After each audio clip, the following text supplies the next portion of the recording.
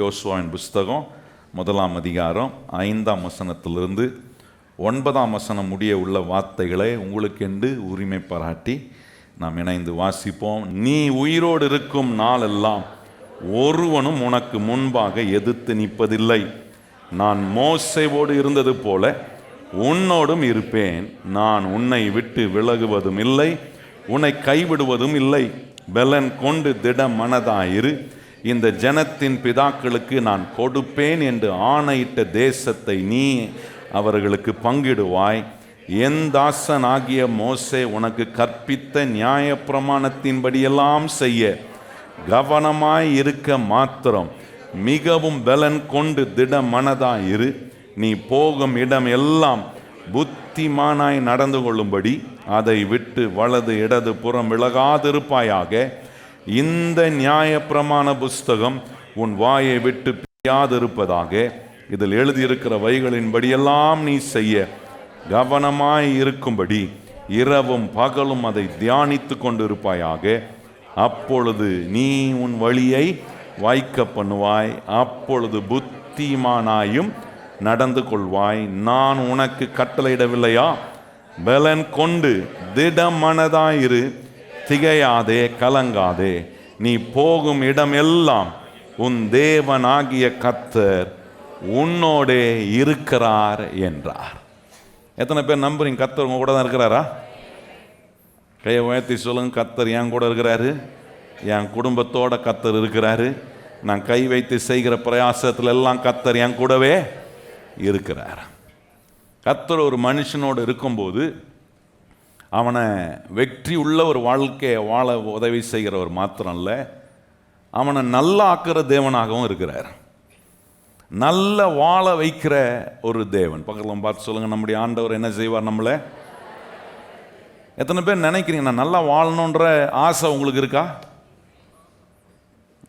தெரியாமல் கேட்டேன் பொழுது.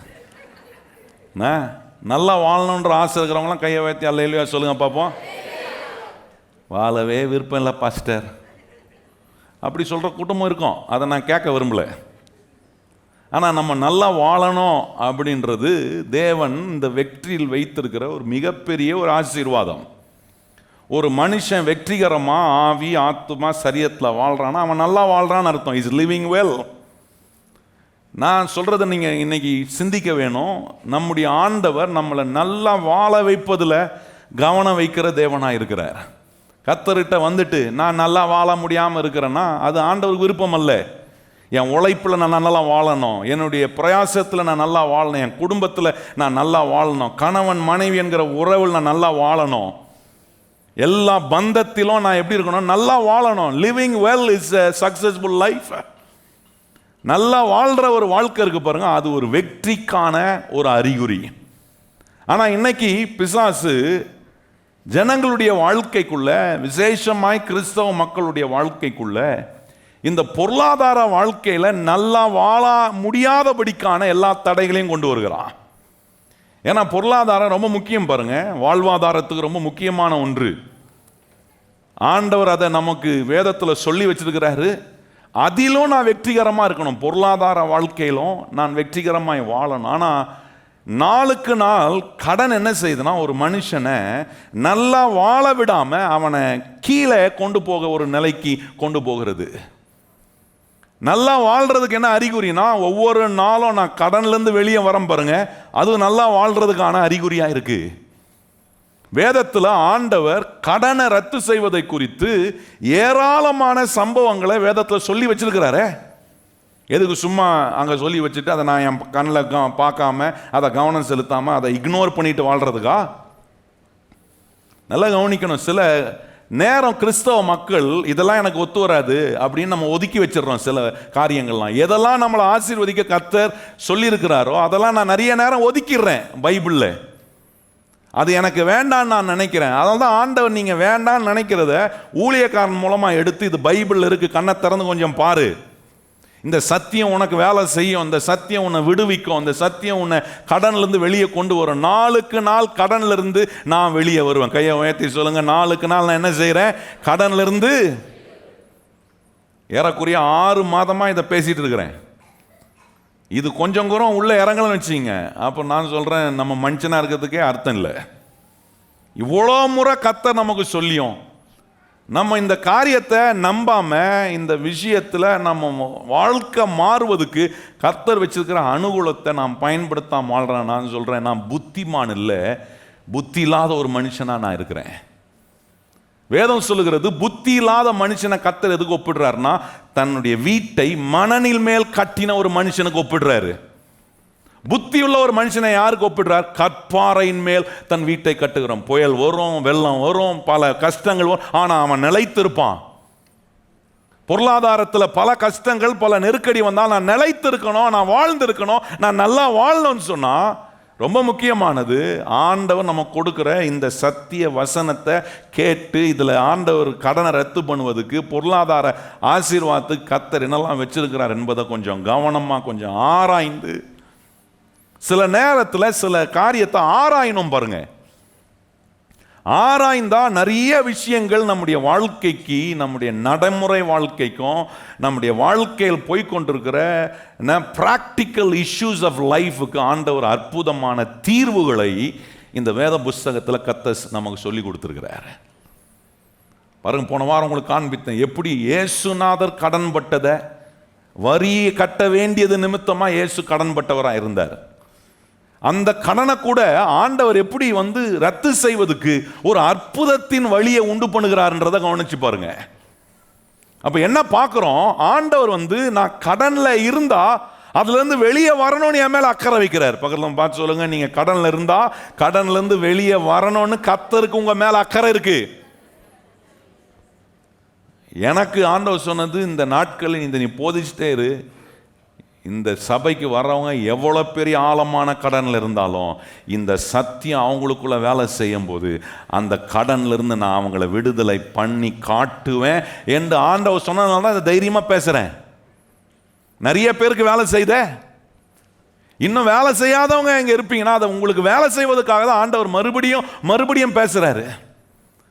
இந்த சத்தியத்தை நான் உதறித்தரலாம், இல்லை ஆண்டவரே இது எனக்கு வேலை செய்யணும்ப்பா, நான் கடனிலிருந்து விடுவிக்கப்படணும், கடன் இல்லாத ஒரு வாழ்க்கை வாழ்வதுக்கு தான் கர்த்தர் என்ன ஆசீர்வதிக்க விரும்புகிறார். கையை உயர்த்தி சொல்லுங்க, கடன் இல்லாத ஒரு வாழ்க்கையை வாழ தான் இயேசுநாதர் நம்மளை மீன் வாயில காசை வர வச்சாரு. எதுக்குன்னா காட்டுறாரு நான் எவ்வளோ அக்கறையாக இருக்கிறேன்.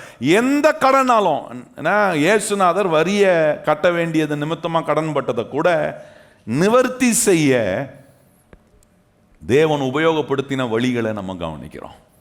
அப்போ ஒரு காரியம் இன்னைக்கு விளங்குது, கர்த்தர் என்ன நான் கடன் பட்டிருக்கிற நிலையிலிருந்து என்னை விடுதலை பண்ணுவதுக்கு என் ஆண்டவர் என் மேல் அக்கறை உள்ளவராக இருக்கிறார். கையை சொல்லுங்க, என்னுடைய ஆண்டவர் நான் எதுலெல்லாம் கடன் பட்டிருக்கிறேனோ அதுலேருந்தெல்லாம் விடுவிக்க தேவன் அக்கறை உள்ளவராய் இருக்கிறார். நீங்கள் எதுலெல்லாம் கடன் பட்டிருக்கிறீங்க உங்களுக்கு தான் தெரியும். வெளியே பார்க்குறதுக்கு ஜம்முன்னு இருப்பாங்க, ஆனால் உள்ளே போனால் வாழ்க்கை அப்படியே ஒன்றுமே இல்லாமல் தொலைன்னு இருக்கும். எல்லாம் கடன், வர சம்பாத்தியம் எல்லாம் சந்தோஷமாக சம்பாத்தியத்தை வாங்குகிறோம், சம்பளம் வருது. ஆனால் அந்த சம்பாத்தியம் உங்களுக்கு எதுக்கு நேராக போகுதுன்னா அது டிமாண்ட் பண்ணுது, எதுக்கு நீ கொடுக்கணும், எதுக்கு போகணும் அப்படின்ட்டு அது உங்கள் கையிலேருந்து உருவிக்கிட்டு போகுது. நல்லா கவனிங்கள், கொஞ்சம் இதெல்லாம் யோசிக்கணும். இதெல்லாம் ரொம்ப முக்கியமான இஷ்யூ. வாழ்க்கையில் நீங்கள் சமாதானத்தை இழப்பதுக்கு, குடும்ப உறவில் விரிசல் உண்டாவதுக்கு, பொருளாதாரத்தினுடைய நிலை ரொம்ப முக்கியமான ஒன்று. ஆண்டவர் எல்லா காரியத்தையும் உங்களுக்கு நன்மையாக உபயோகப்படுத்த ஆண்டவர் இந்த ஆசீர்வாதத்தெல்லாம் உங்கள் வாழ்க்கைக்குள்ள கற்றுக் கொடுக்குறாரு. கவனிச்சு, ஏன் என் மேலே ஆண்டவர் இவ்வளோ அக்கறை வைக்கணும்? நான் இவ்வளோ கடன்பட்டு நான் பல காரியங்களில் இருந்தாக்கிறோம், ஏன் கர்த்தர் என் மேலே இவ்வளோ அக்கறை வைக்கணும்னா அதுக்கு ஒரே காரணம்தான், இயேசு கிறிஸ்து என்னோடு அவர் ஒரு உடன்படிக்கை செஞ்சிருக்கிறார். கையை சொல்லுங்க, இயேசு கிறிஸ்து என்ன செஞ்சிருக்கிறாரு? என்னோட அவர் என்னுடைய பார்ட்னராக இருக்கிறார், நான் அவருக்கு பார்ட்னராக இருக்கிறேன். என்னுடைய ஆப்ளிகேஷன், என்னுடைய ஆனர், என்னுடைய வெல்பீயிங் அவருடைய ஆனராக, அவருடைய ஆப்ளிகேஷனாக, அவருடைய வெல்பீயிங்காக மாறுது. நான் நல்லா இல்லைன்னா என்னை நல்லா ஆக்க வேண்டிய ஒரு தேவனாய் அவர் இருக்கிறாரு. நான் கடன் பட்டிருந்தா அந்த கடன்ல இருந்து வெளியே கொண்டு வருவதற்கான தேவனா அவர் என் கூட இருக்கு. அந்த உடன்படிக்கை அவர் செஞ்சு, அந்த உடன்படிக்கையில is taking the upper hand. ஆண்டவர் அதுல உயர்ந்திருக்கிறார். அதுக்குள்ள மேலான நிலையில அந்த உடன்படிக்கையில உயர்ந்திருக்கிறவர் தேவன். பலமுள்ளவர் கர்த்தர். நான் பலவீனமானவனா இருக்கிறேன், ஆனா என்னுடைய ஆண்டவர் பலனுள்ள தேவனாய் இருக்கிறார். இப்படிப்பட்ட ஒரு உடன்படிக்கையை கர்த்தர் என் கூட செஞ்சிருக்கிறதுனால நம்ம நினைக்கக்கூடாது அவர் என்னோட உடன்படிக்கை செஞ்சு அவர் என்னுடைய பார்ட்னர் ஆயிட்டாரு, அதனால நான் எப்படி வேணா இருக்கலாம், என் பார்ட்னர் நான் எவ்வளோ ஆழத்தில் இருந்தாலும் என்னை தூக்கிட்டு வந்துடுவாரு அப்படின்னு நினச்சிக்கிட்டு நான் என்னவா மாறக்கூடாது, நான் பொறுப்பற்ற விதத்தில் கடன் வாங்குறவனா மாறிடக்கூடாது. நல்லா கவனிங்க, நான் சொல்றது, பொறுப்பற்ற விதத்தில் நான் செயல்படுறவனா மாறிட்டேன்னா ஆண்டவர் எனக்கு உதவி செய்ய விரும்புறாரு. எனக்கு இந்த வேதத்தில் நிறைய கடனை ரத்து செய்யக்கூடிய அற்புதங்களை ஆண்டவர் சொல்லியிருக்கிறாரு. இந்த அற்புதத்தெல்லாம் நான் பார்க்கும்போது எனக்கு ஒன்று தெரியணும், எனக்கு ஆண்டவர் உதவி செய்ய விரும்புகிறாரு, நான் பொறுப்பற்ற விதத்தில் செயல்படக்கூடாது. இந்த சத்தியம் எனக்குள்ள கொஞ்சம் உள்ளே போகணும், அதை நான் யோசிக்கணும், நான் செய்கிறத குறித்து கொஞ்சம் நிதானித்து பார்க்கணும். இதெல்லாம் ஒரு மனுஷன் சிந்திக்க ஆரம்பி. இந்த வேத வசனம் உங்கள் ரட்சிப்புக்காக மாத்திரம் உபயோகப்படுத்தப்படலை, அல்லது உங்களுடைய வாழ்க்கையில் ஆசீர்வாதத்தை கொண்டு வருவதற்காக மாத்திரம் உங்களுக்கு சுகத்தை உண்டாக்குறதுக்கு மாத்திரம் இந்த வார்த்தை உபயோகமாகலை. இந்த வேத வாக்கியங்கள் உங்கள் பொருளாதாரத்திலும் ஒரு அற்புதத்தை உண்டு பண்ண தேவன் இந்த சத்திய வசனங்களை நமக்கு உபயோகரமாக ஆக்குவதற்கு சொல்லி வச்சிருக்கிறாரு. இன்னைக்கு பாருங்க, கிறிஸ்தவ மக்கள் சுகத்துக்கு தேவனுடைய வார்த்தையை நம்புவாங்க, விடுதலைக்கு தேவனுடைய வார்த்தையை ஒரு நல்ல புருஷன் எனக்கு வேணும், கர்த்தர் ஒரு வார்த்தையை கொடுப்பாரா? என்ன கேட்குறோம்? என்கேஜ்மெண்ட் நேற்றுக்கும் ஒரு என்கேஜ்மெண்ட் நடத்தும் போது என்ன கேட்குறேன், கர்த்தர் உனக்கு என்ன சொன்னார்? அவனுக்கு சொல்லனா கூட என்ன பண்ணி ஆகணும், நான் கேட்டதுக்காக சொல்லி தான் அவனுக்கு கர்த்தர் சொன்னார். நான் சொல்றது புரியுதா இல்லையா உங்களுக்கு? ஒரு கணவனை தெரிந்து கொள்வது கூட தேவனை சார்ந்து கொள்ளும். அந்த வார்த்தை, இந்த வார்த்தை எனக்கு ஒரு வார்த்தை கிடைக்காதா? வியாதியில் வரும், பிரச்சனைகளில் வரும், எனக்கு ஒரு வார்த்தை கிடைக்காதா? இதுக்கெல்லாம் நான் வார்த்தை எதிர்பார்க்கிறேன். ஆனா நான் கடன் பட்டிருக்கிறேனே, இந்த கடன்ல இருந்து நான் விடுதலை பெறுவதற்கு எனக்கு ஒரு அற்புதத்தை செய்ய தேவன் இந்த வேத வாக்கியத்தை எனக்கு அற்புதம் செய்வதற்காக வச்சிருக்கிறாரு. அதையே நான் கண்ணை திறந்து பார்க்கறது இல்லை, ஏன் அதை நான் தியானிக்கிறது இல்லை? இன்னைக்கு சில காரியங்களை உங்களுக்கு நான் காண்பிக்க விரும்புகிறேன் பாருங்க. இந்த வேத வசனங்களை பல விதங்களில் வேரியஸான ஆஸ்பெக்ட்ல ஆண்டவர் இந்த வேத வசனங்களை நமக்கு உபயோகரமாக வைத்திருக்கிறாரு. இது நமக்கு தெரியல. நான் ஒரு குறிப்பிட்ட விதத்தில் இதுக்கு வசனம் தான், இதுக்கு மட்டும்தான் யூஸ் பண்ணணும் கிடையாது. தேவனுடைய வேத வாக்கியங்கள், இந்த சத்தியங்கள் எல்லா காரியத்துக்கும் வேரியஸான ஆஸ்பெக்ட் ஆஃப் லைஃப், என் வாழ்க்கையில் நான் போகிற ஒவ்வொரு ப்ராக்டிக்கல் இஷ்யூஸ் அண்ட் ப்ராக்டிக்கல் லைஃப்பில் இந்த வேத வசனங்கள் எனக்கு எல்லா விதத்திலும் எனக்கு வழிகாட்டுகிற சத்திய வசனமாக இருக்குது. பாருங்கள், நம்ம போன வாரம் அந்த வசனத்தை காண்பித்தேன், ஆனால் அதில் இன்னும் கொஞ்சம் ஆழமான சில விஷயங்களை உங்களுக்கு நான் எடுத்து விளக்கி சொன்னாதான் எப்படி இந்த வேத வசனம், how scriptures are applicable to various kinds of life. இந்த வேத வாக்கியங்கள் நம்முடைய வாழ்க்கையின் வெவ்வேறு காரியங்களுக்கும் எவ்விதமான விதத்தில் ஆண்டவர் நமக்கு இதை உபயோகப்படுத்த கர்த்தர் நமக்கு அறிவை உண்டு பண்ண இந்த சத்திய வசனங்களை எப்படி நம்முடைய வாழ்க்கையில் அப்ளை பண்ணுறது கற்றுக் கொடுக்குறார் என்பதை கவனிக்கணும். வேத வாக்கியங்கள் எல்லாம் பிரயோஜனத்தை உண்டு பண்ணுவதற்காக வேத வாக்கியங்கள் கொடுக்கப்பட்டிருக்கு. வாசிப்போமா? 2 தீமோத்தேயு 3ஆம் அதிகாரம் 16ஆம் வசனம் 17ஆம் வசனம். அதில் சில கருப்பொருள்களை நான் உங்களுக்கு காண்பிக்க விரும்புகிறேன். நான் இந்த வாசிப்போமா? வேத வாக்கியங்கள் எல்லாம், நல்லா கவனிங்க, அது எப்படி ஆரம்பிச்சிருக்கு பாருங்க. வேத வாக்கியங்கள், வேத வாக்கியங்கள் சிலதுக்கு மாத்திரம். அங்க எப்படி சொல்லியிருக்கு பாருங்க. God's word or God's scripture which is applicable to all aspect of life. ரொம்ப முக்கியமான வார்த்தை. கொஞ்சம் வசனங்களை வாசிக்கும் போது கொஞ்சம் நிறுத்தி கொஞ்சம் யோசித்தோம்னா என்ன சொல்றாரு ஆண்டவர், நமக்கு என்ன கற்றுக் கொடுக்க விரும்புறாரு பாருங்க. சொல்லியிருக்கு, வேத வாக்கியங்கள் எல்லாம் தேவ ஆவியினால் அருளப்பட்டிருக்கிறது, தேவனுடைய மனுஷன் தேறினவனாகவும் எந்த நற்கிரியையும் செய்ய தகுதி உள்ளவனாகவும் இருக்கும்படியாக அவைகள் உபதேசத்துக்கும் கடிந்து கொள்ளுதலுக்கும் சீர்திருத்துதலுக்கும் நீதியை படிப்பிக்குதலுக்கும் பிரயோஜனம் உள்ளவைகளாய் இருக்கிறது. நல்லா கவனிங்க, எல்லா வேத வாக்கியங்கள், அந்த முதல் வார்த்தையும் பின்னாடி இருக்கிற வார்த்தையும் கனெக்ட் பண்ணால் அதுக்குள்ள இருக்கிற நிறைய விஷயங்கள் நமக்கு அறிந்து கொள்ளலாம்.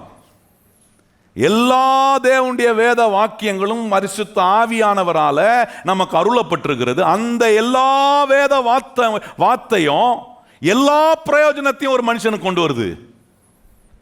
நல்லா கவனிங்க, இந்த ஆலயத்தில் வந்து நீங்க கர்த்தரை ஆராதிச்சு இப்படி உட்கார்ந்து கர்த்தருடைய சமூகத்தில் தேவனுடைய வார்த்தையை கேட்கிற நேரம் உங்க வாழ்க்கையில வேஸ்ட் பண்ற டைம் கிடையாது. நான் உங்க நேரத்தையும் வேஸ்ட் பண்ணல, கர்த்தர் உங்க நேரத்தையும் வேஸ்ட் பண்ணல. This is not a place where you are wasting your time. This is a place where you are finding profit to your life. உங்க வாழ்க்கையில உங்களுக்கு கர்த்தர் உண்டு பண்ண விரும்புகிற லாபத்தின் நேரத்தை நீங்க உங்க வாழ்க்கையில உண்டாக்குறீங்க. பாருங்க, இன்னைக்கு பிசாசு எங்க கொண்டு போறான் ஜனங்களை? நஷ்டம் உண்டாகிற இடத்துக்கும் நஷ்டத்தை உண்டாக்குற நேரத்தை மனுஷனுடைய வாழ்க்கையில உண்டாக்குறான். அந்த ப்ராஃபிட் மேக்கிங் டைம் வந்து ரொம்ப முக்கியமான. பக்கத்துல பார்த்து சொல்லுங்க, ப்ராஃபிட் மேக்கிங் டைம். இந்த வேத வசனம் ப்ராஃபிட்டை மேக் பண்ற டைம். இந்த உபதேசம், இந்த வார்த்தைகளை பிரசங்கிக்கிற, இந்த பிரசங்கம் பண்ற நேரம் இருக்கு பாருங்க. This is a time where you can make profit in life.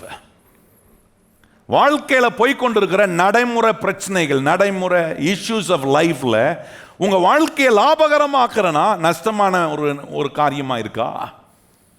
நஷ்டமாகுதுன்னா நான் கடன்ல தான் இருப்பேன். லாபம் ஆகுதுன்னா நான் ஒவ்வொரு நாளும் கடன்ல இருந்து வெளியே வரேன். நல்லா கவனிங்க நான் சொல்றது. நான் நஷ்டமாக்குறேன்னா லாபமாக்குறேன்னா, இந்த சத்தியம் எனக்கு லாபமாக்குற வேலையை செய்யலைன்னா அது எனக்கு நஷ்டத்தை உண்டாக்குது.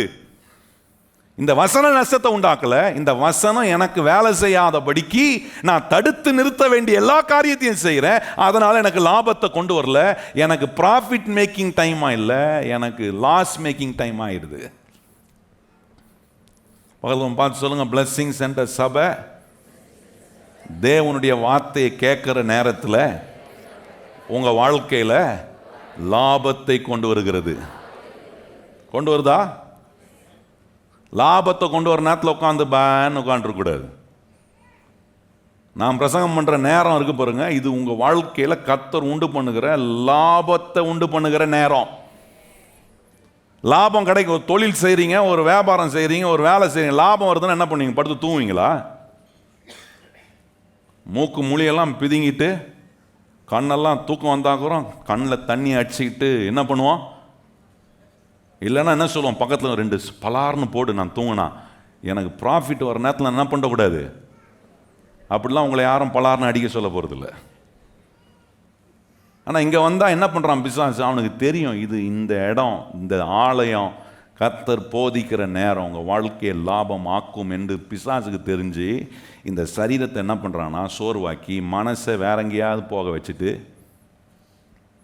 சில பெண்களுக்கு இப்போ உட்காந்து யோசிப்பாங்க, மதியானம் சமையல்லாம் பண்ணலாம், மதியானம் சமையல் பண்ண போன உடனே பிரேக்ஃபாஸ்ட் பண்ணணுமே, என்ன பிரேக்ஃபாஸ்ட் பண்ண, என்ன சட்னி அரைக்கலாம், என்ன சாம்பார் வைக்கலாம். அது ஒரு லாபத்தையும் கொடுக்காது. சாம்பாரை சாப்பிட்டு என்ன லாபம் வரும்? வசனத்தை கேட்குற நேரத்தில் உங்கள் வாழ்க்கையில் நீங்கள் எப்படி இதை கேட்கணும்னா, this is my profit making time, இது எனக்கு லாபத்தை உண்டு பண்ணுற நேரம். நான் ஆலயத்தில் வந்து உட்கார்ந்து நான் ஜெபம் பண்ணும்போது, கர்த்தருடைய வார்த்தையை கேட்கும்போது, கர்த்தருடைய இதெல்லாம் எனக்கு ப்ராஃபிட் மேக்கிங் டைம். இந்த ப்ராஃபிட் மேக்கிங் டைம்ல நல்லா கவனிச்சு பாருங்க, இதை நான் எனக்கு லாபகரம் ஆக்கலைன்னா நான் நஷ்டத்தில் இருக்கிறேன். நான் நஷ்டத்தில் இருந்தா நான் நல்லா வாழ்வதற்கான விதத்தில் என் வாழ்க்கையை லாபகரமாக்கல. நல்லா வாழ்வதற்கான எல்லா அனுகூலத்தையும் ஆண்டவர் எனக்கு சொல்லி கொடுத்தோம், நான் இக்னோர் பண்ணி நான் அதை புறக்கணித்து இதை ஏற்றுக்கொள்ளாம, இது எனக்கு நடக்காது, இதையெல்லாம் இன்னொருத்தருக்கு வேணா நடக்கும், எனக்குலாம் நடக்காதுன்னு அப்படி நான் உதறி தள்ளும் போது தேவன் உங்களுக்கு இந்த வசனத்தை பிரயோஜனத்துக்காக கர்த்தர் இந்த வசனத்தை போதிக்கிறார். பக்கத்தில் பார்த்து சொல்லுங்க, நம்முடைய பிரயோஜனத்துக்காக கர்த்தருடைய வார்த்தை நமக்கு என்ன பண்ணப்படுகிறது? போதிக்கப்படுகிறது. பாருங்க, இங்க சொல்லியிருக்கிற 4 காரியத்தை கொஞ்சம் நீங்க கவனிக்கணும்.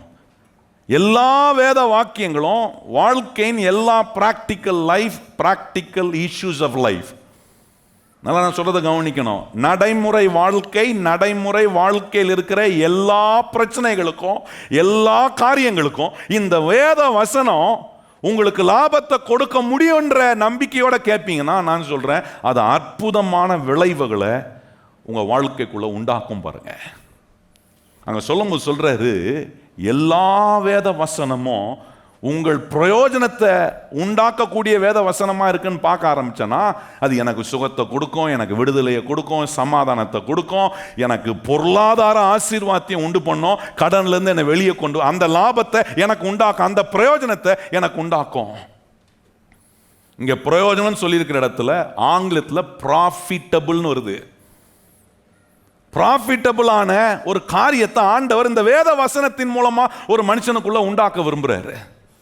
அதை எப்படி உண்டாக்குறாரு பாருங்க, 17ஆம் வசனத்துல அதை ரொம்ப அற்புதமா சொல்லுகிறார். எப்படி எல்லா வசனமும் தேவன் உண்டு பண்ண விரும்புகிற பிரயோஜனம் உள்ளவைகளாய் இருக்கிறது, ப்ராஃபிட்டபிளா இருக்குன்றாரு. அது எப்படி செய்யறாரு பாருங்க, 17ஆம் வசனம். இந்த எல்லா வேத வசனம் எப்படி இருக்குன்னா, அவைகள் உபதேசத்துக்கும், கடிந்து கொள்ளுதலுக்கும், சீர்திருத்துதலுக்கும், நீதியை படுப்பு. 4 காரியம் சொல்றாரு. இந்த வேத வசனம் எல்லா லாபத்தையும் கொடுக்கிற வேத வசனம் உபதேசத்துக்காக. உபதேசம்ன்றது இட்ஸ் நாட் a ஸ்டேட்மெண்ட். சிலர் சொல்லுவாங்க, இது பெந்தகோஸ்தே உபதேசம், இது பாப்டிஸ்ட் உபதேசம், இது மெத்தடிஸ்ட் உபதேசம், இது ரோமன் கத்தோலிக்கர் உடைய உபதேசம். கேட்பாங்க, நீங்க எந்த உபதேசத்தில் இருக்கிறீங்க கேட்பாங்க. நல்லா கவனிங்க நான் சொல்றது. இந்த நீங்க எந்த உபதேசம் ஸ்டேட்மெண்டா பார்க்கறவங்க யாருன்னா பரிசேயன் நீங்க கவனிச்சீங்கன்னா, அவர்கள் தங்களுக்கு விரும்பதெல்லாம் உபதேசமாக்கிட்டாங்க. தங்களுக்கு எதெல்லாம் பிரியமா இருக்கோ, தங்களுக்கு எதெல்லாம் அவங்களுக்கு என்ன உபயோகரமா இருக்கோ, அதெல்லாம் என்ன ஆக்கிட்டாங்க? டாக்ட்ரின் ஆக்குறாங்க, அதெல்லாம் உபதேசமாக்குறாங்க. வேதத்துல இயேசுநாதர் சொல்லி இருக்கிற உபதேசத்தை தான் நம்ம கவனிக்கணும்.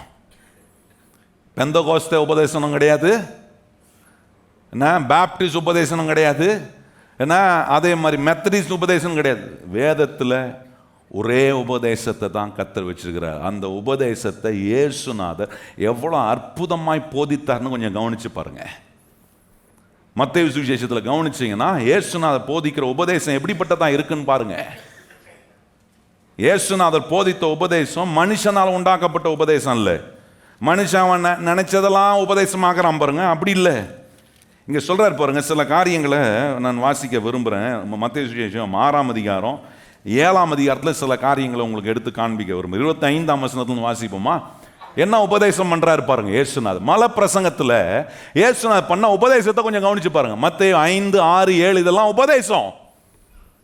These are doctrines that Jesus was teaching. இந்த உபதேசங்கள் வாழ்க்கைக்கு ஒவ்வாத உபதேசம் கிடையாது. இந்த உபதேசங்கள் எல்லாமே பிராக்டிக்கல் லைஃபுக்கும், practical issues of life address பண்ணக்கூடிய உபதேசமா இருந்துச்சு. வாழ்க்கையில நான் நடைமுறை விதத்தில் போராடி கொண்டிருக்கிற போராட்டங்கள், நடைமுறை வாழ்க்கைக்கு வேண்டிய உபதேசத்தை தான் இயேசுநாதர் இங்க போதிக்கிறார். 25ஆம் வசனத்தை வாசிப்போமா? எல்லாரும் இணைந்து வாசிப்போம். ஆகையால் எண்ணத்தை உண்போம், எண்ணத்தை குடிப்போம் என்று உங்கள் ஜீவனுக்காக, எண்ணத்தை உடுப்போம் என்று உங்கள் சரீரத்துக்காகவும் கவலைப்படாதிருங்கள் என்று உங்களுக்கு சொல்லுகிறேன். ஆகாரத்தை பார்க்கிலும் ஜீவனும், உடையை பார்க்கிலும் சரீரமும் விசேஷித்தவைகள் அல்லவா? ஆகாயத்து பட்சிகளை கவனித்து பாருங்கள், அவைகள் விதைக்கிறதும் இல்லை, அறுக்கிறதும் இல்லை, களஞ்சியங்கள் சேர்த்து வைக்கிறதும் இல்லை, அவைகளை உங்கள் பரமபிதா பிழைப்பூட்டுகிறாரே. அவைகளை பார்க்கிலும் நீங்கள் விசேஷித்தவர்கள் அல்லவா? கவலைப்படுகிறதினாலே உங்களில் எவன் தன் சரீர அளவோடு ஒரு முழத்தை கூட்டுவான்? உடைக்காகவும் நீங்கள் கவலைப்படாதிருங்கள். காட்டு புஷ்பங்களை எப்படி வளருகிறது என்று கவனித்து பாருங்கள். அவைகள் உழைக்கிறதும் இல்லை, நூறுகிறதும் இல்லை. என்றாலும் சாலமோன் முதலாய் தன் சர்வ மகிமையிலும் அவைகள் ஒன்றை போல் ஆகிலும் உடுத்தி இருந்தது இல்லை என்று உங்களுக்கு சொல்லுகிறேன். அற்ப விசுவாசிகளே, இன்றைக்கு இருந்து நாளைக்கு அடுப்பிலே போடப்படும் காட்டு புல்லுக்கு தேவன் இவ்விதமாய் உடுத்துவித்தால் உங்களுக்கு உடுத்துவிப்பது அதிக நிச்சயம் அல்லவா? ஆகையால் எண்ணத்தை உண்போம், எண்ணத்தை குடிப்போம், எண்ணத்தை உண்போம் என்று கவலைப்படாதிருங்கள். இவைகள் எல்லாம் அஞ்ஞானிகள் நாடி தேடுகிறார்கள். இவைகள் எல்லாம் உங்களுக்கு வேண்டியவைகள் என்று உங்கள் பரமபிதா அறிந்திருக்கிறார். முதலாவது தேவனுடைய ராஜ்யத்தையும் அவருடைய நீதியையும் தேடுங்கள், அப்பொழுது இவைகள் எல்லாம் உங்களுக்கு கூட கொடுக்கப்படும். ஆகையால் நாளைக்காக கவலைப்படாதிருங்கள். நாளை தினம் தன்னுடைய வேலைக்காக கவலைப்படும். அதன் நாளுக்கு அதன் பாடு. நல்லா கவனிச்சு பாருங்க. இங்க ஒரு உபதேசத்தை கொடுக்கிறார். வாழ்க்கையில மனுஷனுக்கு தேவையான ஒரு உபதேசம். வாழ்க்கையில அவன் போராடுகிற பிரச்சனைகள், அவன் கவலைப்படுறான். சாப்பிட்றத குறித்து கவலைப்படுறான், வாழ்றத குறித்து கவலைப்படுறான், உடுத்துறத குறித்து கவலைப்படுறான், பிரயாசத்தை குறித்து கவலைப்படுறான். இதெல்லாம் அவனை கவலைக்குள் ஆக்குது. அவனை கவலைக்குள் ஆக்கக்கூடிய ஒரு காரியத்தை ஆண்டவர் அட்ரஸ் பண்ணி அவனுக்கு உபதேசம் பண்றாரு பாருங்க.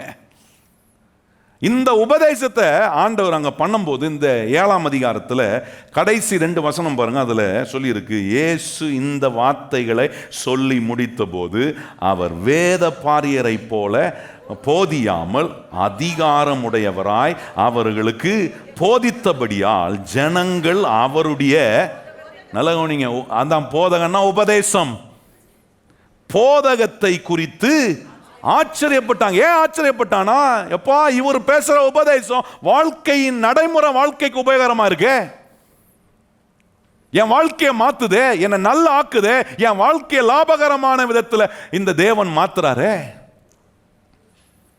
பாவத்தை குறித்து பேசுறாரு. நீங்க 5ஆம் அதிகாரம் வாசித்தீங்கன்னா மலப்பிரசங்கத்தில் பாவத்தை குறித்து அங்க உபதேசம் பண்றாரு. சொல்றாரு, இந்த பாவம் ஒரு மனுஷனுடைய மனதுக்குள் போய் அந்த மனுஷனுடைய மனதின் எண்ணங்களை எப்பவுமே தப்பாவே சிந்திக்க வைக்குது. அந்த பாவத்தை நீ ஏன் செய்யற? ஜெபத்தை குறித்து போதிக்கிறார், உபதேசிக்கிறார். ஒரு மனுஷன் கடவுள்கிட்ட எப்படி ஜெபிக்கணும்ன்றதை குறித்து உபதேசிக்கிறார். இதெல்லாம் வாழ்க்கைக்கு ஒவ்வொரு உபயோகமாகிற, நடைமுறை வாழ்க்கைக்கு உபயோகமாகிற உபதேசங்கள்.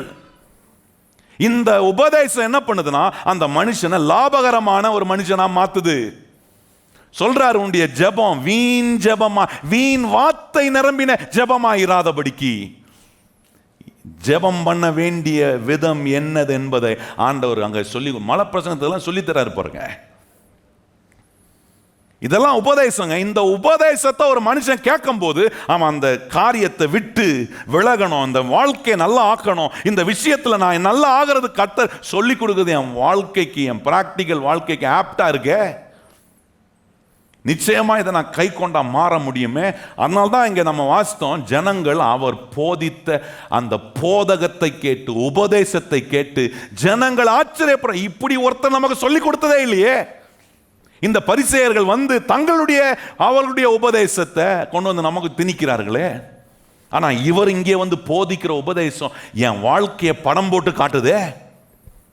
நான் எங்க தவறு செய்கிறேன், எதனால அந்த தவறுக்குள்ள போய் மாற்றேன், அந்த தவறுல நான் எப்படி வெளியே வர வேண்டும் என்கிற உபதேசம் ஒரு மனுஷனை வாலண்டரியா, அவன் அந்த உபதேசத்தை கேட்கும் போது வாலண்டரியா மாறணுன்ற ஒரு தூண்டுதல ஆவியான உண்டா. அதாங்க உபதேசம். நல்லா கவனிங்க. டாக்டரின் என்ன டாக்டரின்? நான் கேட்கிற டாக்டரின் எனக்கு பிராக்டிக்கலா சில காரியத்தை கற்றுக் கொடுக்குது, எனக்கு காட்டுது. நான் லாபம் அடையிலையே, என் வாழ்க்கை லாபமா இல்லையே, நான் நல்லா வாழாம இருக்கிறேனே, நான் நல்லா வாழணுமே, நல்லா சாப்பிடணும், நல்லா உடுத்தணும், நல்ல காரியங்களை செய்யணும், என் கையின் பிரயாசங்கள் ஆசீர்வதிக்கப்படணும், நான் அநேகருக்கு ஆசீர்வாதமா இருக்கணும், நான் தேவனுடைய ராஜ்யத்தை கட்டணும். ஆகவே இங்க ஒரு உபதேசத்தை சொல்லி கொடுக்கிறாரு. முதலாவது தேவனுடைய ராஜ்யத்தையும் அவருடைய நீதியும் தேடு, அப்போ இவைகள் எல்லாம் உனக்கு கூட கொடுக்கும். எந்த தேவனை நீ முன்ன வைக்கிறியோ அந்த தேவன் வாழ்க்கையின் பிராக்டிக்கல் லைஃபையே மாத்துவாரு. எவ்வளவு அற்புதமா சொல்றாரு பாருங்க. அதுக்கு முந்தின வசனம் சொல்றாரு, 7ஆம் அதிகாரம் 28 சொல்றாரு, அவர் பரிசேயர்களை போல போதியாமல். நல்லா கவனிக்கணும் அந்த வார்த்தையெல்லாம். அப்போ பரிசேயன் போதிச்சதையும் ஜனங்க கேட்டிருக்கிறாங்க. அதில் ஒன்றும் லாபம் உண்டாகிற அளவுக்கு ஒரு கன்விக்ஷன் வரல, மாறணுன்ற ஒரு தூண்டுதல் அவங்களுக்குள்ள. ஆனால் இயேசு உபதேசத்தை எடுத்து அவர் போதகம் பண்ணின போது ஜனங்க கேட்கும் போது, மாறணுமே, இந்த ராஜ்யத்துக்குள்ள வரணுமே, இந்த தேவனை முதலிடத்துல வைக்கணுமே, என் வாழ்க்கைக்காக நான் கவலைப்பட வேண்டியது இல்லையே. ஏன்னா காட்டு புஷ்பங்களையே கர்த்தர் உடுத்திருப்பார்னா, ஆகாயத்து பறவைகளையே அவர் போஷித்திருப்பார்னா, அவைகளை காட்டிலும் நான் ரொம்ப விளையாடப்பட்டவன் சொல்றாரு. சிந்திக்கிறான் மனுஷன், யோசிக்கிறான். நல்லா வாழ்றதுக்கு ஆண்டவர் ஒரு ஒப்பனையை காட்டுறார், கம்பேரிசனை காட்டுறார். யோசித்து பார்க்குறான், ஆமா நம்ம அதை காட்டிலும் விசேஷமானவங்களாச்சு, அப்போ நம்ம எவ்வளோ நல்லா வாழணும். இந்த உபதேசம் உங்கள் வாழ்க்கைக்குள்ள எல்லா லாபத்தையும் கொண்டு வரும். பக்கத்தில் பார்த்து சொல்லுங்க, இந்த உபதேசம் என்ன கொண்டு வரும்? இந்த உபதேசம் பாவத்தை குறித்தும் உபதேசிக்குது, எப்படி ஜோம் பண்ணுன்றதையும் உபதேசிக்குது. இந்த இடத்த நான் வாசித்து காட்டினேன் பார்த்தீங்களா, 6ஆம் அதிகாரத்தில் வாசித்தோமே. இது என்ன காட்டுதுன்னா, பொருளாதார ஆசீர்வாதம் எப்படி ஒரு மனுஷனுக்கு வரும்ன்றதை உபதேசிக்கிறார். நாளைக்காக கவலைப்படாத, இந்த பிரச்சனை எப்படி விடுதுன்னு கவலைப்படாது. உன்னை விடுவிக்கிற தேவன் உன் கூட நான் இருக்கிறேன், உனக்கு உதவி செய்கிற கர்த்தர் நான் உன் கூட இருக்கிறேன், உனக்கு அற்புதம் செய்கிற தேவன் நான் உன் கூட இருக்கிறேன் என்கிறத கர்த்தர் காட்டுறார் பாருங்க. நல்லா கவனிக்கணும்.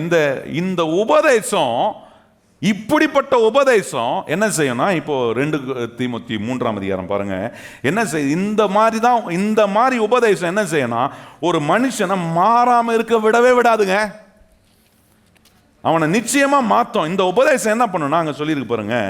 அடுத்தது என்ன செய்யுதுன்னா, இந்த உபதேசம் இன் திஸ் டாக்ட்ரின், இந்த உபதேசத்துல தான் அங்க சொல்றாரு என்ன, கடிந்து கொள்ளுதலும் இருக்கு. சொல்லுங்க வாயத்திறந்த, இந்த உபதேசத்துல இயேசுநாதர் மலை பிரசங்கத்தில் பேசினது என்ன, கடிந்து கொள்ளுதல் இல்லையாங்க, ரீப்ரூஃப் ஆங்கிலத்தில் வருது. அப்படின்னா அந்த ரீப்ரூஃப்னா ஸ்பிரிச்சுவல் growthையும் விஸ்டமையும் உண்டாக்குது. அதான் கீ. கடிந்து கொள்ளுதல் என்ன செய்து, உங்களுக்குள்ள ஆவிக்குரிய வளர்ச்சியையும் தேவ ஞானத்தையும் ஒரு மனுஷனுக்குள்ள உண்டாக்கும் போது, நல்ல கவனிங்க, இப்போ என்ன செய்யுதுன்னா அந்த மனுஷனை டிசிப்ளின் ஆக்குது. கடிந்து கொள்ளுதல் ஒரு மனுஷனை என்ன ஆக்குதுன்னா டிசிப்ளினா என்னங்க, ஒரு மனுஷனுடைய ஃபால்ட்டை பாயிண்ட் அவுட் பண்ணி காட்டுறது தான் டிசிப்ளின். இந்த வேத வசனம் இயேசுநாதர் உபதேசித்த உபதேசம் ஒவ்வொரு மனுஷனும் கேட்கும் போது அவனுக்கு தெரியுது, நான் எவ்வளவு டிசிப்ளின் ஆகணும், என் ஃபால்ட்டை அப்படியே காட்டுறாரு ஆண்டவர். இந்த உபதேசம் கடிந்து கொள்ளுதலை, ரீப்ரூஃபை, ஆவிக்குரிய வளர்ச்சியும் ஞானத்தையும் உண்டாக்கி டிசிப்ளின் ஆக்கும்போது என் ஃபால்ட்டை எனக்கு காட்டும். கர்த்தர் சொல்றாரு, இங்கே என்ன, நான் உங்களுக்கு இங்கே இந்த சபையில் உங்களுக்கு நான் என்ன போதிக்கிறேன், எப்படியாவது போய் எதையாவது பண்ணி கடனை எங்கேயாவது வாங்கி எப்படியாவது வாழ்க்கையில் ஒப்பேத்திருங்க அப்படியா சொல்கிறேன்? எப்படியாவது போய் எங்கேயாவது போய் கடன் பட்டு வாங்க, பரவாயில்ல, நீங்கள் வாங்க ஆண்டவருடைய ஆலயத்துக்கு, உங்களுக்காக நான் ஜோம் பண்ணுறேன். ஜோம் பண்ணால் கர்த்தர் உன்னை கடன்லாம் விடுதலை பண்ணிவார் நான் சொல்கிறேன். என்ன சொல்கிறேன், இந்த சத்தியங்கள் என்ன சொல்லுது, நீ கடன் வாங்காத, உன்னை கடன் வாங்க சொல்ல கர்த்தர் விரும்பல. கடனாளியா நீ இருக்கணும்னு கர்த்தர் விரும்பல. கர்த்தர் நீ அநேக ஜாதிகளுக்கு என்ன செய்வாய், கடன் கொடுப்பாய் சொல்றாரு. உபாகம் 28:12 சொல்றாரு, ஏற்ற நேரத்தில் கர்த்தர் உன் தேசத்தின் மேல மழையை பெய்ய வைப்பார், நீ கையிட்டும் செய்யும் எல்லா வேலையின் மேலும் கர்த்தர் என்ன கட்டளையிடுவாரு, ஆசீர்வாதத்தை கட்டளையிடுவார். கர்த்தர் தம்முடைய நல்ல பொக்கிஷ சாலையாகிய வானத்தை உனக்கு தரப்பார். நீ கடன் வாங்காமல் அநேக ஜாதிகளுக்கு என்ன செய்வாய், நீயோ கடன் வாங்காமல். சிலருக்கெல்லாம் ஐயோ நான் என்ன ஆவா போறேனோ, பைபிளில் சொல்லியிருக்க அந்த வார்த்தை பார்த்தீங்களா இருக்கான்னு, நான் சொல்கிற வார்த்தை இருக்கான்னு பார்த்துருக்கீங்களா? நான் உபாகம் 28 வாங்க பாருங்க கொஞ்சம். இப்படிலாம் நம்ம யோசிக்கணும். நம்ம என்ன நினைக்கிறோம், ஐயோ என்ன ஆக போகிறோனோ தெரியலையே, எப்படியாவது இந்த கடனை சாங்ஷன் பண்ணிட்டானா தான் நம்ம கதை நம்ம ஓடும்.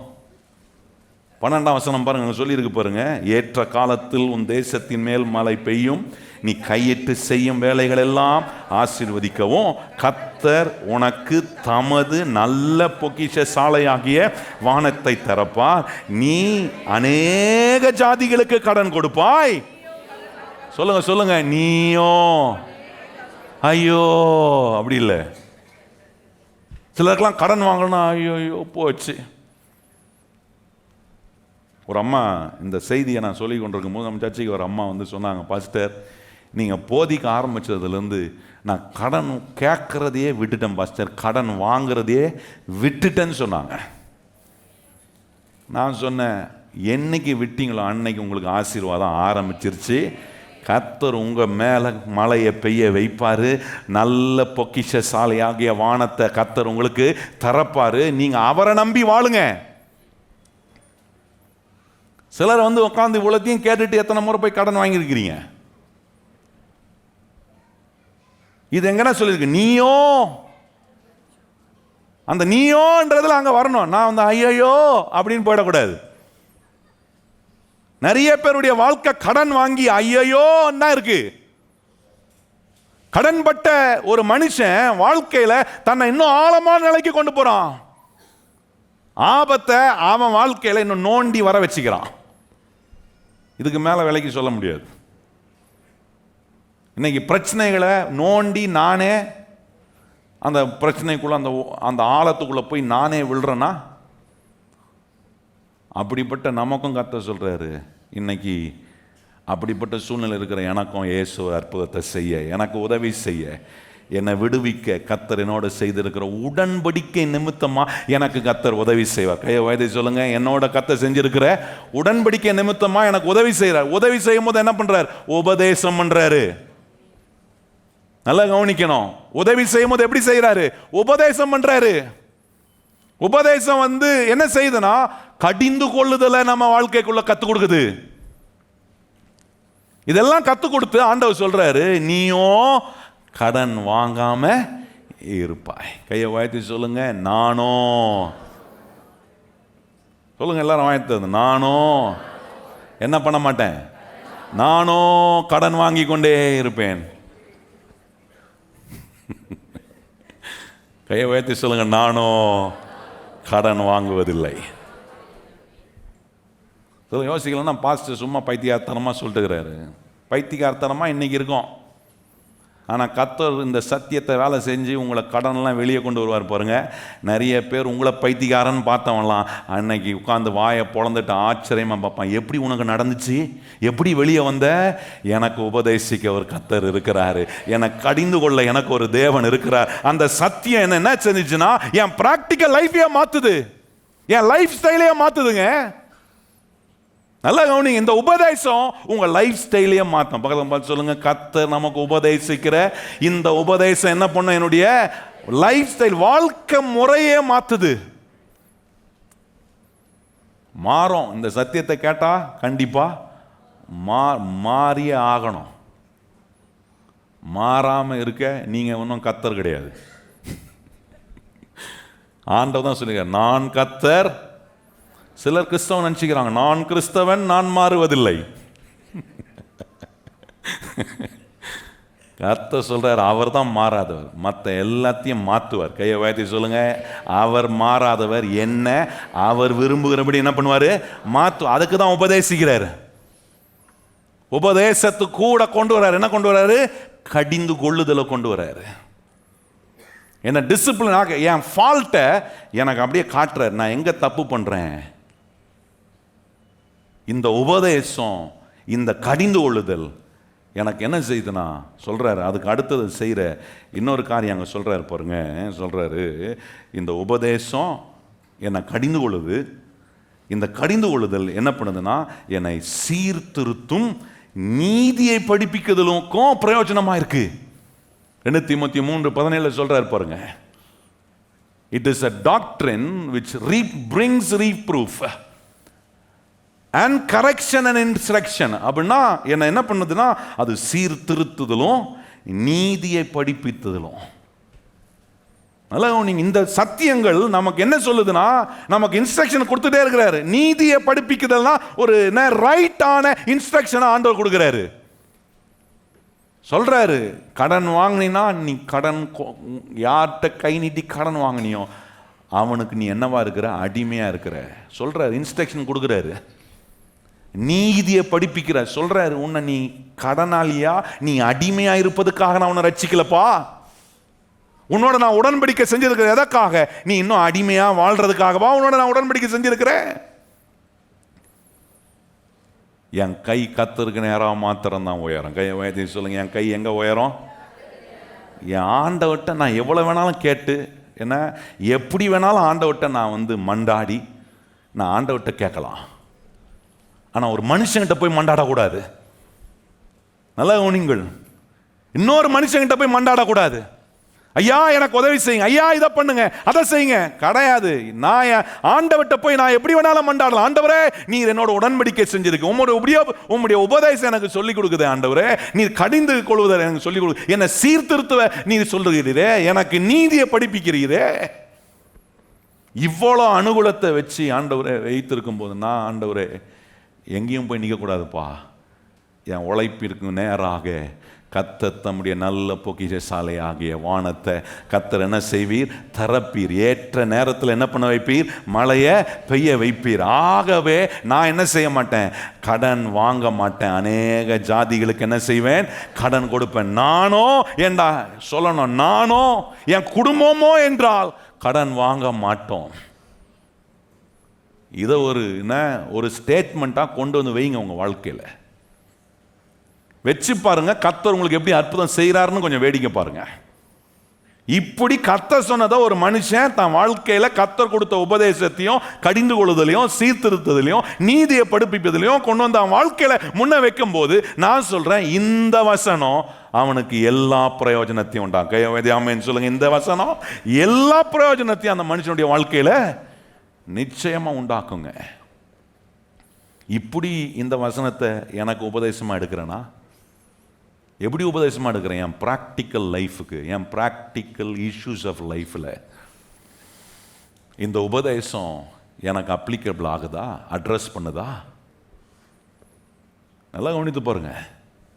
இந்த உபதேசம், இந்த கடிந்து கொள்ளுதல், இந்த சீர்திருத்துதல், இந்த நீதியை படிப்பிக்கக்கூடிய காரியத்தை என் வாழ்க்கையில் நான் இந்த வசனம் வேலை செய்ய நான் இடம் கொடுப்பேனா, நான் வெறும் என் அற்புதத்துக்காக, விடுதலைக்காக, மற்ற எல்லாவற்றுக்காக இந்த வார்த்தையை நம்புகிறது போல நான் இன்னொன்னையும் செய்வேன்.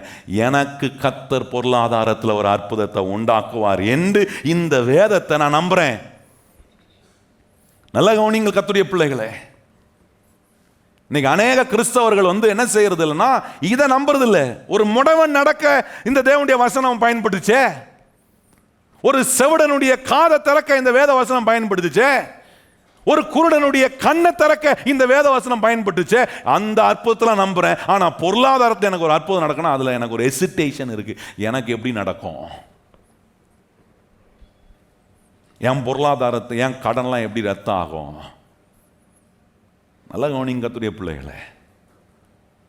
கர்த்தரால கூடாதது ஒன்றுமே இல்லை. கை வாய்த்து சொல்லுங்க, கர்த்தரால கூடாதது. சிலர் சொல்லுவாங்க, என்ன சொல்லுவாங்கன்னா, இந்த கடனுக்கு முழுக்க முழுக்க காரணம் நான் தான் தப்பு செஞ்சேன், ஏன் தப்பு தான் இது, நான் டிசர்வ் பண்றது தகுதி, இந்த தண்டனை நான் ஏற்றுக்கொள்வது தகுதின்னுவாங்க. நான் சொல்றேன், அப்படி பேசுறத முதல்ல நிறுத்துங்க. நான் தான் தப்பு பண்ணிட்டேன், நான் தான், என்கிட்ட தான் தவறு இருக்கு, இதுக்கு முழுக்க முழுக்க இந்த தவறுக்கும் இந்த தண்டனைக்கும் இந்த கடனுக்குள்ள போனது காரணம் நான் தான் அப்படின்னு உங்களை நீங்க அப்படி சொல்லிக் கொள்றதுனால பிரச்சனை தீராது.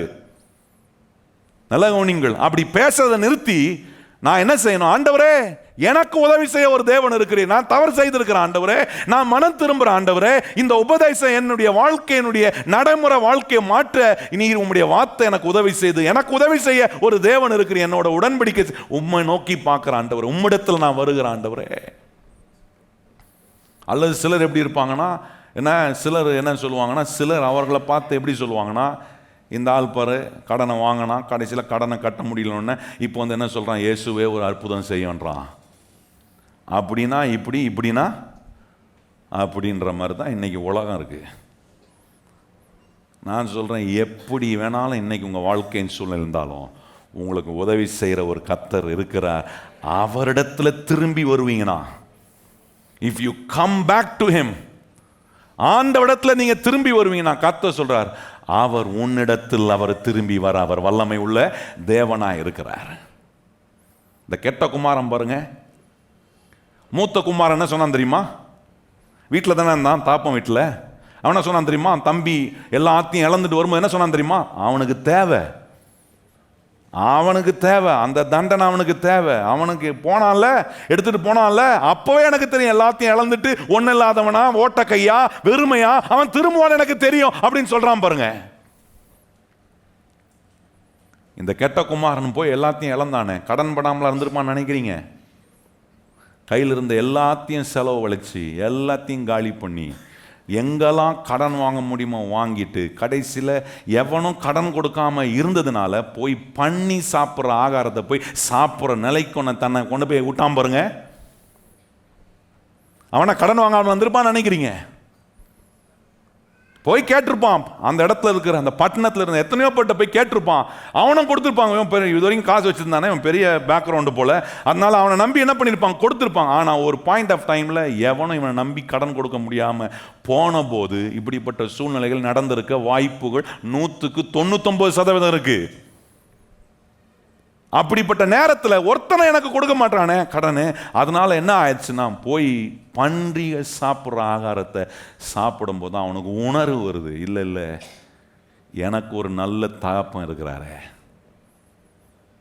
எப்படி யோசிக்கிறான் பாருங்க, என் தகப்பன் வீட்டில் நல்ல வேலைக்காரனுக்கு ஒரு நல்ல சாப்பாடு இருக்கே, அந்த தகப்பன் வீட்டுக்கு நான் மறுபடியும் பிள்ளையா போக வேண்டியதில்லை, நான் ஒரு வேலைக்காரனா போனா கூட எனக்கு சாப்பாடு கிடைக்குமே.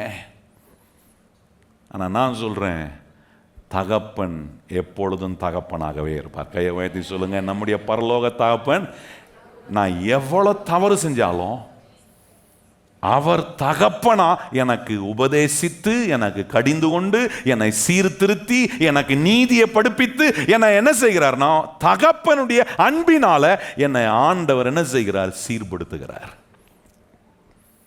திரும்பி வந்தாங்க, இழந்து கடன்பட்டு வாழ்வதற்கு வழி இல்லாமல் திரும்பி வந்த அவனுக்கு தாப்பன் எப்படி வரவேற்றார், கொஞ்சம் யோசித்து பாருங்க. தாப்பன் எப்படி வரவேற்றார்?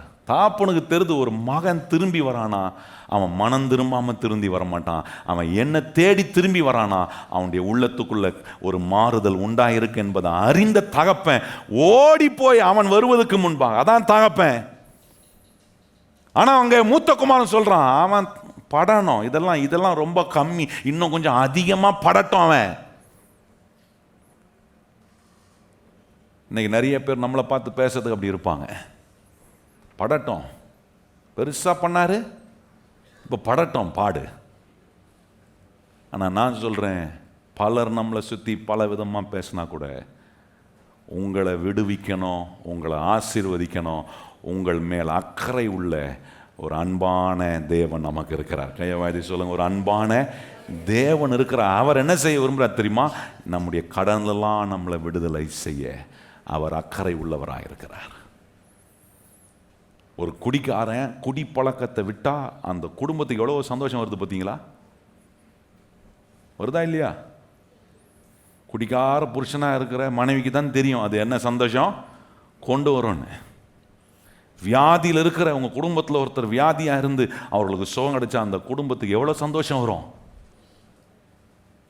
இந்த சந்தோஷத்தெல்லாம் உண்டு பண்ண கர்த்தரால முடியும்னா, நான் சொல்கிறேன், உங்கள் கடனில் இருந்தும் உங்களுக்கு ஒரு அற்புதத்தை செஞ்சு கர்த்தர் உங்களை சந்தோஷமாக்க அவரால் முடியும்னு ஏன் நம்ப முடியல?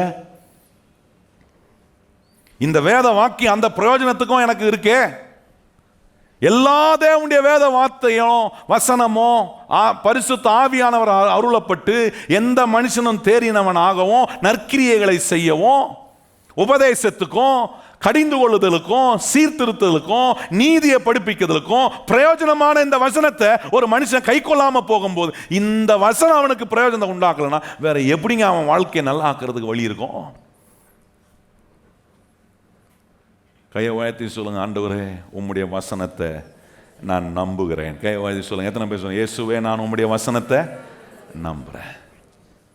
இந்த வசனத்தை நான் எப்படி நம்புகிறேன்? என் பொருளாதாரத்தில் எனக்கு ஒரு அற்புதத்தை கர்த்தர் உண்டு பண்ணுவார். எத்தனை பேர் கையை உயர்த்தி சொல்லுங்க, இந்த என் பொருளாதாரத்தில் கர்த்தர் என்ன செய்வார்?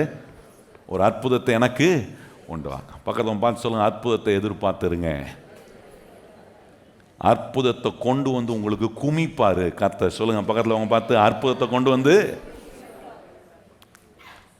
ஏதோ ஒரு நல்ல காரியம் உங்களுக்கு நடக்க போகுது. பக்கத்தில் பார்த்து சொல்லுங்க, ஏதோ ஒரு. சில நினச்சிக்கூடாது, பாஸ்டர் நான் புடுபுடுக்கார மாதிரி ஆயிட்டாரு.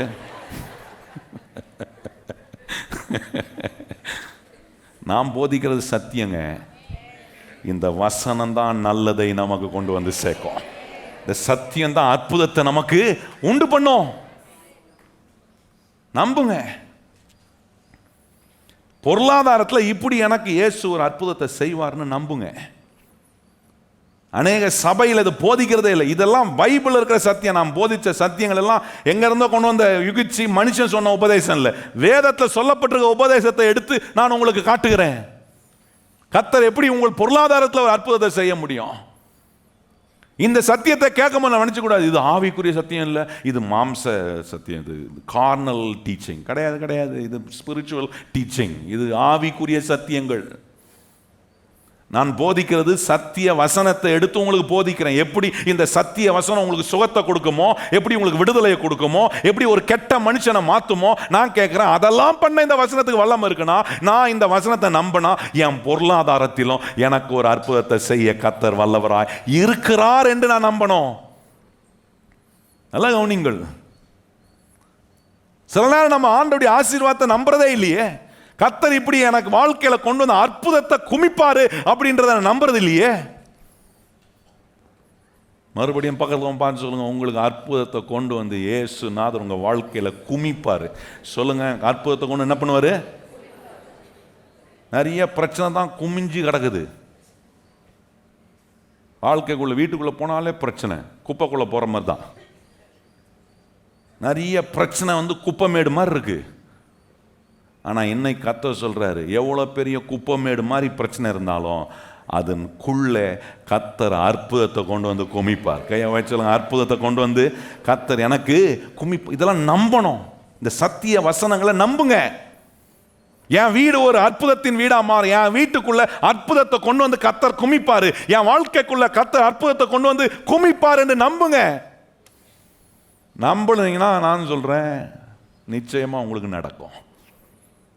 நீ விசுவாசித்தால் தேவனுடைய அற்புதம் குமிரத பாப்பாய். சொல்லுங்க கையை வைத்து, என்ன பார்ப்பேன்? நான் நம்பினா அற்புதத்தை இயேசு எனக்கு குமிக்கிறத நான் பார்ப்பேன். ரொம்ப முக்கியம் பாருங்க. ஆபிரகாம் இதெல்லாம் நம்பினான் பாருங்க. அதனால தான் ஆபிரகாம் சொல்றான், என் கையை வானத்தையும் பூமியும் உண்டாக்கின கர்த்தருக்கு நேராக என்ன பண்ணிருக்கிறேன்? உயர்த்தி இருக்கிறேன். அங்கிருந்து எனக்கு ஆசீர்வாதம் வருதுப்பா. என்ன ஆசீர்வதிக்கிறவர் கர்த்தர், என்ன ஆசீர்வதிக்கிறவர் நீ இல்ல, உங்ககிட்ட இருக்கிற பொருள் அல்ல, இந்த உலகத்தில் இருக்கிற காரியம் அல்ல. என்னுடைய ஆசீர்வாதம் கர்த்தரிடத்துல வருது. ஆகவே என் கையை மனுஷனுக்கு நேரா நீட்டல, கர்த்தருக்கு நேரா நீட்டுறேன். இந்த சத்தியத்தை நம்புனீங்கன்னா நான் சொல்றேன், கர்த்தருடைய பிள்ளைகளை, உங்க கையை யார்ட்டையும் போய் நீட்ட வேண்டியதில்லை. உங்கள் கையை கர்த்தர் நிரப்பி உங்களை அநேகருக்கு கரத்தை திறந்து கொடுத்து உங்களை அநேகருக்கு ஆசீர்வாதமாக வைத்து காட்டுகிற அற்புதமான வேலை செய்வார். நான் கேட்குறேன், இந்த விதத்தில் இந்த வேத வாக்கியங்களை நான் நம்புறேனா? இந்த உடன்படிக்கையை நான் நம்புறேனா? இந்த உடன்படிக்கை வேதம் சொல்லுகிறது, புதிய ஏற்பாட்டில் இருக்கிற நமக்கு இயேசு கிறிஸ்து பண்ணியிருக்கிற இந்த உடன்படிக்கை எப்படிப்பட்ட உடன்படிக்கைனா, மேலான உடன்படிக்கை, மேலான வாக்குத்தத்தத்துக்குரிய உடன்படிக்கையா இது இருக்கே. நான் சொல்றேன், எலிஷா அந்த விதவைக்கு ஒரு அற்புதம் செஞ்சார் பாருங்க. கடன்பட்டு வந்த விதவைக்கு செஞ்ச அந்த அற்புதத்தை காட்டிலும் இது மேலான உடன்படிக்கையா இருக்கு. எனக்கு அதை காட்டிலும் பெரிய அற்புதத்தை கர்த்தரால செய்ய முடியும் என்பதை தான் ஆண்டவர் காட்டுறாரு. பாருங்க, ஒரு வசனத்தை வாசிப்போம் பாருங்க. எபிரேயர் 11ஆம் அதிகாரத்தில் இந்த வசனத்தை வாசித்தா தான் எவ்வளவு மேலான உடன்படிக்கைக்குள்ள கர்த்தர் நம்மளை வச்சு. இதுல இருக்கிறனா, இதை நான் நம்புறேனா, அல்லது நான் என் அவிசுவாசத்தையும் வீணான பாரம்பரியங்களை கொண்டு வந்து இந்த தேவனுடைய வார்த்தை வல்லமையா வேலை செய்ய வேண்டிய இந்த உடன்படிக்கை, இந்த வாக்குத்தத்தம் வேலை செய்யாதபடிக்கு என்னுடைய அவிசுவாசமும் வீணான பாரம்பரியங்கள் தான் தடுத்து நிறுத்துதா? 11ஆம் அதிகாரம் 40ஆம் வசனம் வாசிப்போமா எல்லாரும்? அவர்கள் நம்மை அல்லாமல் பூரணர் ஆகாதபடிக்கு விசேஷித்த நன்மையான ஒன்றை தேவன் நமக்கென்று முன்னதாக நல்லா நீங்க சொல்றாரு, நமக்காக விசேஷித்த a special covenant, special promises are given to you and me. உங்களுக்கும் எனக்கும் ஆண்டவர் கொடுத்து வச்சிருக்கிற ஒரு விசேஷித்த உடன்படிக்கை, விசேஷித்த வாக்குத்தத்தம். அப்படின்னா எப்படி பார்க்குறேன் இதை? அவங்களுக்கு கர்த்தர் செஞ்சதை காட்டிலும் எனக்கு அதிகமாக செய்வார். ஏன்னா என்ன ஒரு விசேஷித்த உடன்படிக்கையில் கர்த்தர் வச்சிருக்கிறாரு. நல்லா நீங்க இந்த வார்த்தை அவ்வளோ பவர்ஃபுல். இந்த வார்த்தை தேவனுடைய வார்த்தை, உபதேசிக்கப்படுகிற வார்த்தை, கடிந்து கொள்ள உபயோகப்படுத்துகிற வார்த்தை, சீர்திருத்த உபயோகப்படுத்துகிற வார்த்தை, நீதியை படிப்பிக்கக்கூடிய வார்த்தை, எனக்கு பிரயோஜனத்தை உண்டாக்குற வார்த்தை, எந்த நற்கிரியும் செய்ய ஒரு மனுஷனை தகுதி உள்ளவன் ஆக்குகிற தேவனுடைய வார்த்தை. எனக்கு பொருளாதாரத்தில் கர்த்தர் அற்புதத்தை செய்வாரு என்கிற ஒரு விசுவாசம், நம்பிக்கை உங்களுக்கு வருதா? அல்லது இன்னும் சந்தேகத்திலே இருக்கிறேன்? சந்தேகத்திலே வாழ்ந்தா நான் சொல்கிறேன், வல்லமையான வார்த்தை வேலை செய்யாதபடி உங்கள் அவிசுவாசமே பெரிய தடையாக இருக்கும். தேவனுடைய வார்த்தையில் வல்லம் இருக்கு. அந்த வார்த்தையினால எல்லாவற்றையும் உண்டாக்குறாரு. அந்த வார்த்தையினால் உண்டாக்குனவர் மாத்திரம் இல்லை, அந்த வார்த்தையை வச்சு எல்லாத்தையும் தாங்குறாரு. எபிரேயர் 1ஆம் அதிகாரத்தில் பாருங்க, அங்கே சொல்லியிருக்கு, அந்த வார்த்தையை வச்சு கர்த்தர் என்ன செய்கிறாரு? எல்லாத்தையும் தாங்குறாரு. இப்படிப்பட்ட வார்த்தை நம்முடைய வாழ்க்கையில் வேலை செய்யாமல் போகிறதுக்கு நம்முடைய அவிசுவாசமும் வீண் பாரம்பரியம் தான் தடையாக மாறுது. அங்கே சொல்கிறார் பாருங்க, 3ஆம் வசனம், இவர் அவருடைய மகிமையின் பிரகாசமோ அவருடைய தன்மையின் ஸ்வரூபமாய் இருந்து சர்வத்தையும் தமதுடைய வல்லமை உள்ள வசனத்தினாலே தாங்குகிறவராய் தம்மாலே தாமே நம்முடைய பாவங்களை நீக்கி சுத்திகரிப்பை உண்டு பண்ணி உன்னதத்தில் உள்ள மகத்துவமான உடைய வலது பாஷ்யத்தில் உட்கார்ந்து. நல்லா கவனிச்சுப்பாங்க, சொல்றாரு பாருங்க, சர்வத்தையும் தம்முடைய வல்லமை உள்ள வசனத்தினாலே தாங்குகிறவராய். சர்வத்தையும் உண்டாக்குனது மாத்திரம் இல்ல தேவனுடைய வார்த்தை, அந்த வார்த்தை சர்வத்தையும் தாங்குது. இவ்வளவு வல்லமை உள்ள வார்த்தையை கர்த்தர் நமக்கு உபதேசம் பண்ணி கடிந்து கொள்ளுதலுக்கு உபயோகப்படுத்தி சீர்திருத்துவதற்கு சொல்லிக் கொடுத்து நீதியை படிப்பிக்க சொல்லிக் கொடுத்து, இது இவ்வளவு வல்லமையான வார்த்தை எனக்கு பிரயோஜனத்தை உண்டாக்கலன்னா என் அவிசுவாசம் இந்த வல்லமையான வார்த்தைகளும் தடுத்து நிறுத்தும். நான் நம்ப வேண்டியது ரொம்ப முக்கியம். பாருங்க, இன்னைக்கு நிறைய கிறிஸ்தவங்க பொருளாதாரத்தில் அவங்க ஆசீர்வதிக்கப்படாமல் இருப்பதுக்கு காரணம் கர்த்தரின் ஆசீர்வாதத்தை நம்புறதில்லை. கர்த்தர் என் பொருளாதாரத்தில் எனக்கு அற்புதம் செய்வார், கர்த்தர் என் கடனை ரத்து செய்வார், நான் அவர்கிட்ட திரும்பி வந்தால் அவர் எனக்கு போதிக்கிற என் ப்ராக்டிக்கல் லைஃபுக்கு உபயோகமாகிற வழிமுறைகளை கர்த்தர் காட்டுகிறார், அதை நான் உபயோகப்படுத்தினா என் வாழ்க்கையை நல்லா ஆக்க முடியும் என்பதை நம்பாமல் போகிறதுனால இவ்வளோ வல்லமையான வார்த்தை, இவ்வளோ மேலான உடன்படிக்கை, சிறந்த உடன்படிக்கை, சிறந்த வாக்கு தத்தங்கள் நமக்கு கொடுக்கப்பட்டோம். நான் இன்னும் கடனில் இருக்கிறேன், நான் பிரயோஜனத்தை உண்டாக்கல. I am not making this word to produce profitable time in my life. இவ்வளோ நேரம் கர்த்தருடைய வார்த்தையை கேட்டிருக்கு. இந்த வார்த்தை இங்கிருந்து போன பிறகு உங்களுக்கு லாபத்தை உண்டாக்கணும். லாபத்தை உண்டாக்குச்சுன்னு நான் சொல்கிறேன், நாளுக்கு நாள் நீங்கள் கடன்லேருந்து வெளியே வருவீங்க, நாளுக்கு நாள் பிரச்சனையிலேருந்து கர்த்தர் வெளியே கொண்டு வருவார், நாளுக்கு நாள் உங்கள் வாழ்க்கையை நல்லா ஆக்கி காட்டுவார், நல்லா வாழ வச்சு உங்களை அநேகருக்கு ஆசீர்வாதமாய் தேவனுடைய ராஜ்யத்தில் நீங்கள் பிரயோஜனமான ஒரு நபராய், கர்த்தருடைய ஊழியத்துக்கு பிரயோஜனமான ஆளாய், கர்த்தருடைய ராஜ்யத்தையும் ஊழியத்தையும் கட்டுவது கர்த்தர் உங்கள் கையில் கொடுக்குற பொருளாதாரத்தை ஆண்டவர் ஆசீர்வாதமாக உபயோகப்படுத்தி நீங்கள் வாழ்கிற வாழ்க்கையை நல்லாக்குறது மாத்திரம் இல்லை, பிரயோஜனமான விதத்தில் நீங்கள் கர்த்தருக்காக வாழ்கிற மகிமையான பாத்திரமாய் ஆண்டவர் உங்களை ஆசீர்வதிப்பார். எத்தனை பேர் இப்படி இருக்கணும்? நான் இந்த சத்தியங்களை நம்புகிறேன், இந்த சத்தியம் என்ன எல்லா கடனிலிருந்து வெளியே கொண்டு வரும் என்று விசுவாசிக்கிற கர்த்தருடைய பிள்ளைகள் நம்ம இடத்துல எழும்பி நிற்போம், நம்ம ஜெபம் பண்ணுவோம். ஸ்தோத்திரம் ஆண்டவரே, ஸ்தோத்திரம் ஸ்தோத்திரம் ஸ்தோத்திரம். ஆண்டவரே, உம்முடைய ஆசீர்வாதம் என்னை எல்லா கடன்லேருந்து வெளியே கொண்டு வரும். சொல்லுங்கள் வாயை திறந்து, ஆண்டவரே உம்முடைய அற்புதத்தை என் பொருளாதாரத்தில் நான் பார்ப்பேன். சொல்லுங்கள் வாயை திறந்து, ஆண்டவரே என் கையின் உழைப்பில் உம்முடைய அற்புதத்தை பார்ப்பேன், என் பொருளாதாரத்தில் உம்முடைய அற்புதத்தை பார்ப்பேன், கடன் ரத்து செய்யப்படுகிறதுல கர்த்தருடைய அற்புதத்தை நான் பார்ப்பேன். சொல்லுங்க வாயைத் திறந்து, ஆண்டவரே இப்படி எனக்கு ஒரு அற்புதத்தை செய்ய கர்த்தர் ஏதோ ஒரு நல்ல காரியத்தை எனக்கு செய்வார். எத்தனை பேர் விசுவாசிக்கிறீங்க? இன்றைக்கு அது நடக்கும், நாளைக்கு அது நடக்கும். இந்த நாட்களில் கர்த்தர் ஏதோ ஒரு நல்ல காரியத்தை எனக்கு செய்ய கர்த்தர் முன் குறித்திருக்கிறார். அற்புதங்கள் எனக்கு வந்து குமியும். சொல்லுங்க வாயைத் திறந்து, ஆண்டவரே என் வாழ்க்கைக்குள்ள, என் குடும்பத்துக்குள்ள, ஆண்டவரே என் பிரயாசத்துக்குள்ள, ஆண்டவரே என் பொருளாதாரத்துக்குள்ள தேவன் உண்டு பண்ணுகிற அற்புதத்தை நீர் குமிக்க போகிறதுக்காக கரம் தட்டி ஆண்டவருக்கு நன்றி சொல்வோம். Oh Father, we thank you. Something good is going to happen. ஏதோ ஒரு நல்ல காரியங்களை கர்த்தர் எங்களுக்கு செய்ய போகிறதுக்காக ஸ்தோத்திரம் ஆண்டவரே. அது எங்களை களி கூற பண்ணும். அது எங்களை உமக்காக ஆண்டவரே சாட்சியான நிலையில உமக்காக பிரகாசிப்பிக்க நீர் எங்களுக்கு செய்ய போகிற ஒரு அற்புதம். பலர் மத்தியில உம்முடைய வல்லமை விளங்கப்படுவதற்கு ஏதுவாக எங்க வாழ்க்கையை நீர் ஆசீர்வதிக்கிறதுக்காக ஸ்தோத்திரம்.